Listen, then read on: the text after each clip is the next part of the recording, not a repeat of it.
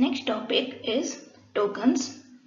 The smallest individual unit in a program, it is called as token. So C++ has the following tokens. They are keywords, identifiers, constants, strings, operators.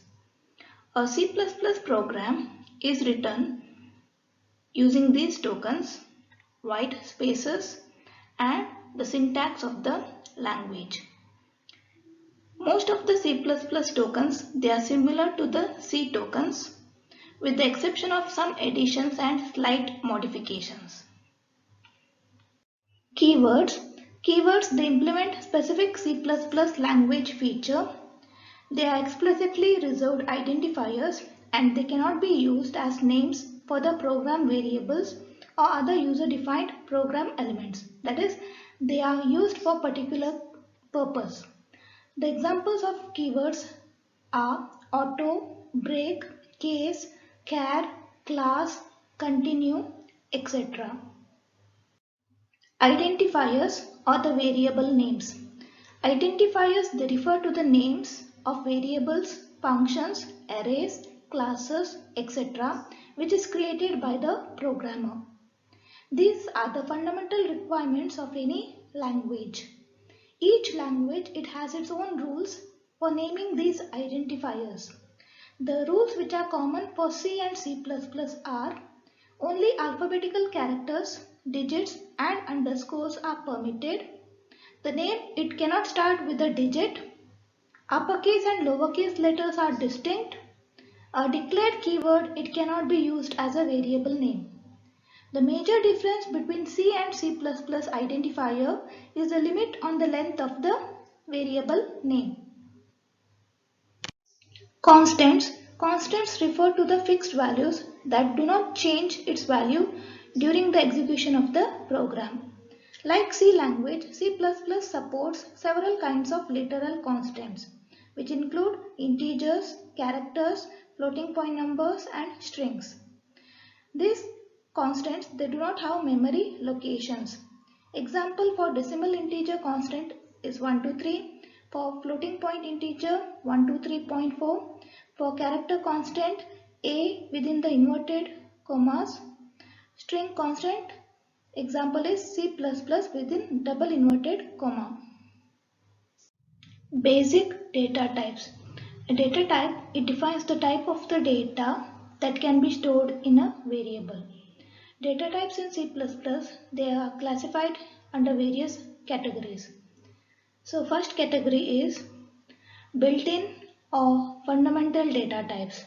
In that there are three categories. One is integral type, then void type and floating type. In integral type we have int and char. Void type is for valueless data. Floating type we have float and double. Next we have derived data types. In that we have array, function, pointer, reference. And then we have user defined data type. In that we have structure, union, class, enumeration.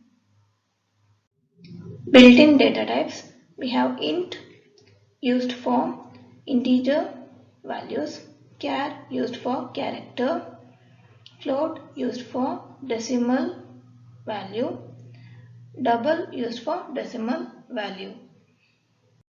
Next is derived data types. These data types, they are derived from the fundamental data types. So the first one is array.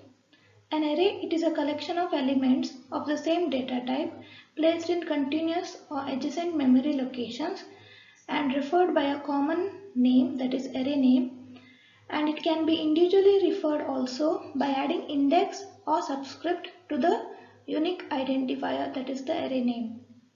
C++, it provides a data structure array which stores fixed size sequential collection of elements of the same type. Array, it can be used to store a collection of data. The application of arrays in C++, it is similar to that of arrays in C. The difference is in the length of the string constant. So while initializing character array, the size of the array should be one larger than the number of characters in the string in case of C++. Next derived data type is function. Function, it is a group of statements which performs a task and it is executed when it is called from some point of the program. Every program has at least one function which is the main function. Next derived data type is pointers.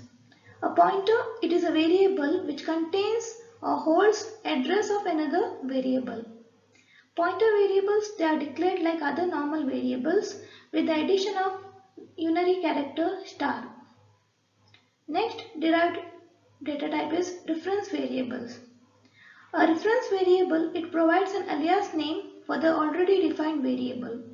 The syntax to create reference variable is data type ampersand reference name equal to variable name. So the data type of the reference variable and the already defined variable should be the same. So by using this syntax, a alias name is created for the already defined variable. Next is user-defined data types. So the first one is structure. Standalone variables of built-in data types, they are not sufficient to handle the real-world problems. So there is a requirement to group the logically related data items together. So while arrays, they are grouping similar type data elements, structures are grouping elements of different data types. So the general format of a structure definition is struct, then structure name, and then the data members declaration. This structure size, it is the sum of the sizes of its individual member data types. Next, user-defined data type is union. Unions, they are conceptually similar to structures since they group together different data type elements inside a single unit. But the difference between structure and union is based on their implementation. The size of union, it is equal to the size of its largest member element. Next, user-defined data type is class. Class, it is expanded concept of structure. Class holds not only the data but also the functions which operate on the data. An object, it is an instance of the class. In terms of variables, a class would be the data type and the object will be the variable. Next user-defined data type is enumeration. An enumeration is a user-defined data type consisting of set of named constants called enumerators. Enumeration, it serves to create data types to contain something different that is not limited to either numerical or character constant or boolean values.